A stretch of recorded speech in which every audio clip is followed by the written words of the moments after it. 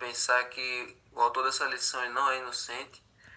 Eu sei que eles planejaram isso tudo bem direitinho para ficar bem sincronizado, porque a lição de a lição de Deuteronômio, ou a lição de Êxodo, começou exatamente quando a gente estava terminando o Gênesis, e terminou o Gênesis e começou o Êxodo no Reavivados. Aí foi, Êxodo, Levítico, Números, Deuteronômio. Aí no meio do Deuteronômio começou a de Jeremias, a de Josué. Aí, aí terminou a leitura do Deuteronômio, agora já engatou Josué. Nós já estamos já na quarta semana da lição e agora começou Josué. E capítulo a capítulo a gente vai chegando até vai ter um dia que vai estar totalmente sincronizado. O capítulo do livro, o capítulo da lição, o capítulo reavivado junto com o assunto da semana. Você vai ver. Então, hoje lemos Josué 1 Reavivados. A lição também está falando sobre algo que diz no capítulo 1. E as músicas também eu tentei colocar o máximo possível que falasse sobre o tema dessa semana, o tema de hoje. Então, gente, quando a gente vai para Êxodo 15, de 3 a 11, ali está o Cântico de Moisés. O Cântico de Moisés. O cântico onde Moisés ele louva e agradece a Deus pela abertura do Mar Vermelho. E no meio desse cântico tem algumas expressões que Moisés usa que vale a pena a gente considerar e estudar hoje. Quer ver só? Olha aí, capítulo 15 de Êxodo diz assim: Cantarei ao Senhor, porque triunfou gloriosamente, lançou no mar o cavalo e seu cavaleiro.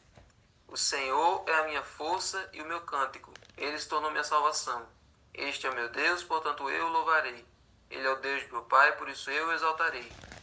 O Senhor é homem de guerra. O Senhor é o seu nome. Nessa versão diz homem de guerra, talvez em outra versão diga guerreiro. Então é estranho pensar em Deus como um guerreiro. Quer dizer, a maioria das pessoas pensa em Deus com várias outras formas de imaginar, mas como guerreiro talvez não seja exatamente uma forma vista por muita gente. E a expressão guerra santa também é uma expressão que as pessoas têm dificuldade de associar. Quem já viveu os horrores de uma guerra não consegue enxergar nada de santo nela. Mas é essa expressão que é usada justamente para as guerras em que Deus liderava o povo de Israel. Guerra santa. Mas o que é que tinha por trás dessas guerras? Por que que Deus assumia a postura de um guerreiro e por que que ele conduzia essas guerras do povo de Israel? Por que que Deus não usava outra forma para conquistar as terras de Canaã e dar para o povo de Israel sem ser a guerra? Por que que tinha a guerra? Qual era a simbologia por trás dessa guerra? Por que que Deus escolheu esse caminho? Uma coisa que a lição traz aqui logo no começo é que durante o cativeiro no Egito, o povo de Israel tinha se esquecido do verdadeiro Deus. Afinal, foram mais de 400 anos sendo escravos. Então, várias gerações passaram e foram esquecendo do que havia sido passado pelos patriarcas. Então, quando chegou na época de Moisés, já não tinha mais aquela ligação original com o legado que Abraão, Isaac e Jacó tinham deixado. Então foi preciso que durante o êxodo o povo fosse novamente se acostumando com a ideia de um Deus só e de um Deus que lutava por eles, um Deus que amava eles. Então, quando eles clamaram, Deus mandou o libertador e eles foram tirados do Egito para terem esse relacionamento íntimo com Deus. E durante aquele período do êxodo, durante aquele período de saída do Egito, uma coisa a gente percebe: cada praga, cada investida, cada castigo de Deus sobre o Egito não foi apenas sobre o faraó, não foi apenas sobre o povo do Egito. Foi uma batalha, foi uma guerra entre o Deus de Israel e os deuses do Egito. Vocês lembram que a gente estudou na lição de Êxodo que na época que cada praga era uma afronta de Deus ao Deus daquele contexto onde a praga caía. Por exemplo, o rio se transformando em sangue era uma afronta ao Deus do Nilo. Os animais que foram atingidos pela chuva de pedras eram uma afronta ao Deus ao deus boi e ao deus vaca. E assim tinha vários deuses que foram afetados não, foram humilhados, né? Os deuses foram humilhados pelo Deus de Israel ali. Todos os deuses do Egito foram humilhados pelas 10 pragas do Egito. Porque aquele povo sacrificava para esses deuses, construía templos para esses deuses, tinha aqueles hieróglifos nas paredes contando histórias, lendas sobre os poderes daqueles deuses. Aí chega o Deus de Israel e humilha eles tudinho. Eles não conseguem fazer nada para deter. O Egito vira um caos, o Egito entra em crise, perde tudo, acaba tudo, e os deuses dele não conseguem fazer nada, porque o verdadeiro Deus é que está fazendo. Então, conforme a gente lê lá em Êxodo 12, que diz o seguinte, olha,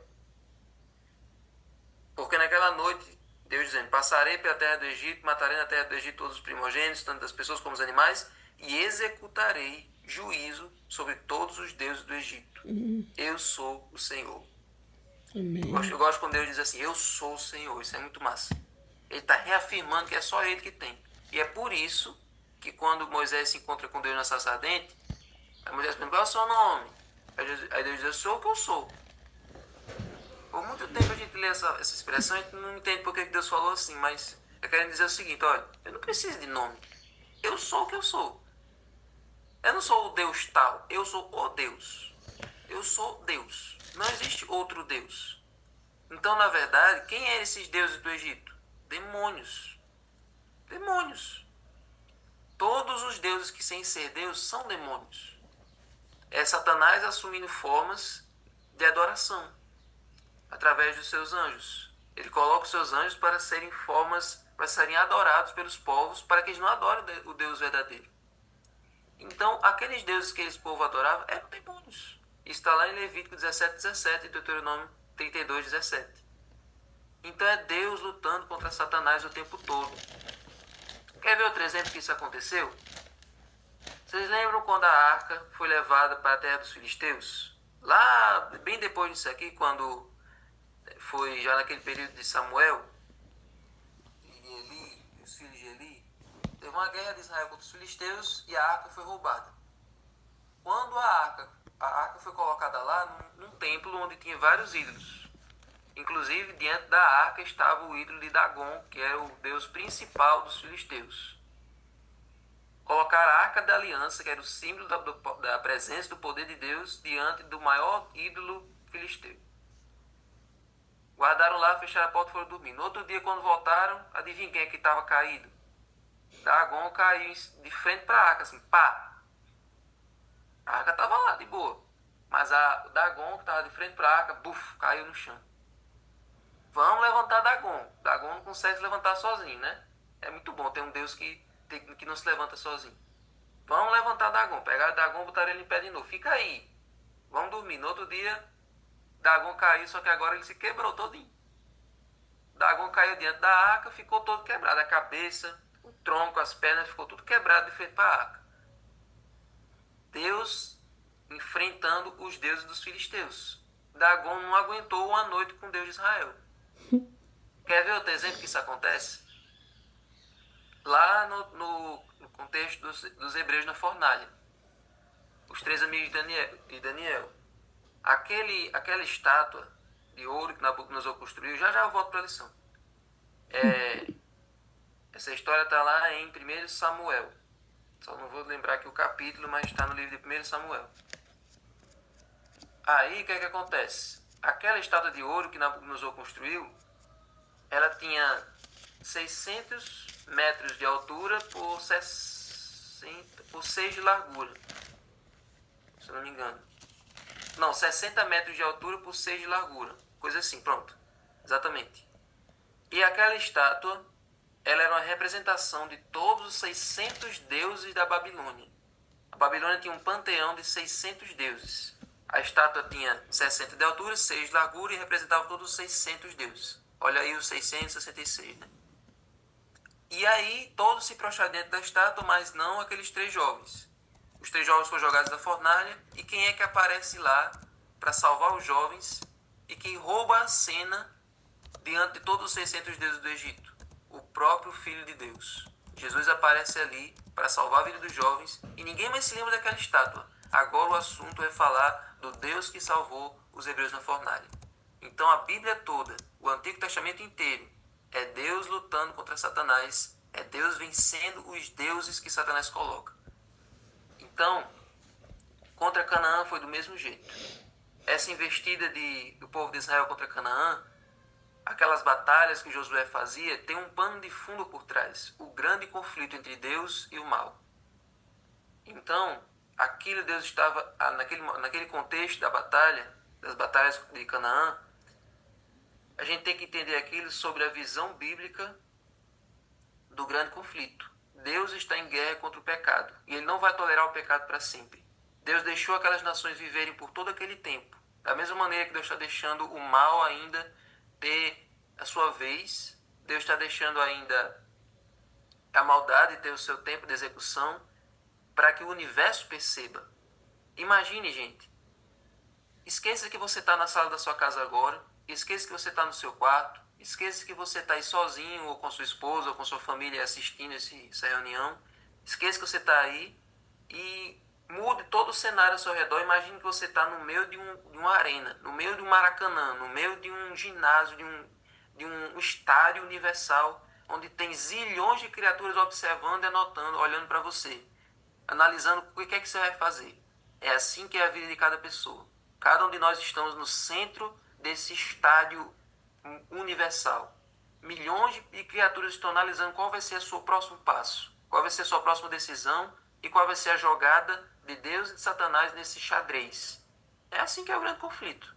Então aquelas batalhas de Canaã eram uma batalha entre Deus e Satanás. Era uma jogada nesse xadrez entre Deus e Satanás. Então o que está em jogo nessas partidas, nessas batalhas, a reputação de Deus e do seu caráter. Então, Satanás não queria deixar que o povo de Israel entrasse em Canaã. Não queria deixar que eles tomassem a terra que pertencia a eles.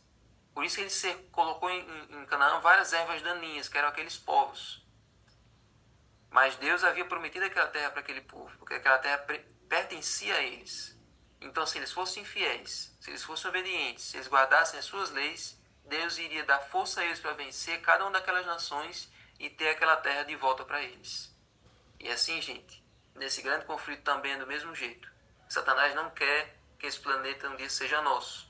Eles querem que a gente se apegue ao pecado, ele quer que a gente se apegue ao pecado e que a gente morra junto com os perdidos. Mas Deus, se a gente for obediente, se a gente guardar a lei dele, se a gente for fiel a ele, adorar ele todos os dias, ele promete que ele vai nos dar força para vencer Satanás, vai nos dar força para vencer o inimigo, ele já nos dá armadura para nós vencermos no dia de hoje, e um dia ele vai varrer o mal, vai varrer Satanás, vai varrer os pecadores que não se arrependeram, vai purificar esse planeta e dar essa Canaã para o povo que ele prometeu. Então, gente, a certeza é essa. Estamos com um Deus que já é vencedor, um Deus que triunfou sobre Satanás, que triunfou sobre os deuses desse mundo, que triunfou sobre os demônios e que promete nos dar a terra prometida, a terra que ele preparou para nós lá no começo, nós perdemos e que um dia vamos ter de volta. Então, esteja do lado vencedor desse conflito, esteja do lado do Senhor que é guerreiro e é vencedor sobre cada batalha. Amém. Estamos do lado de um Deus que nunca perdeu uma batalha. Amém. E que nós possamos estar confirmando nosso lado a cada dia. Amém? Amém. Senhor Deus, muito obrigado, Senhor, por esse reavivado maravilhoso. Sim. Muito obrigado, Senhor, pelas músicas maravilhosas. Muito obrigado por essa lição maravilhosa. Sim, Deus. Que nós possamos, Senhor, nessa batalha, nesse conflito, entender que não estamos sozinhos lutando contra um inimigo tão poderoso. Nós temos um Deus que é todo poderoso e que nada é impossível para ele. Que cada batalha que nós tivermos que enfrentar nessa vida, possamos estar agarrados, Senhor, em Ti. Porque nós temos a certeza que contigo não há derrota, não há perda, só vitória. Amém. Ajuda-nos agora, Senhor, a viver em obediência e em conformidade com a Tua vontade. E que assim como Caleb disse lá naquele dia, se o Senhor se agradar de nós, Se o Senhor se agradar de cada um de nós, o Senhor vai nos dar essa terra. Sim. Então nos ajuda, Senhor, a termos fé. Nos ajuda a termos uma vida de resignação e dedicação a Ti, para que o Senhor se agrade de nós, para que o Senhor nos aprove, para que possamos estar nessa terra. Amém. Fica com cada um de nós e abençoa agora o seu estudo desse livro, que já está terminando, vai deixar saudades, mas que vem outro melhor ainda pela frente. Fica conosco, em nome de Jesus. Amém. Amém.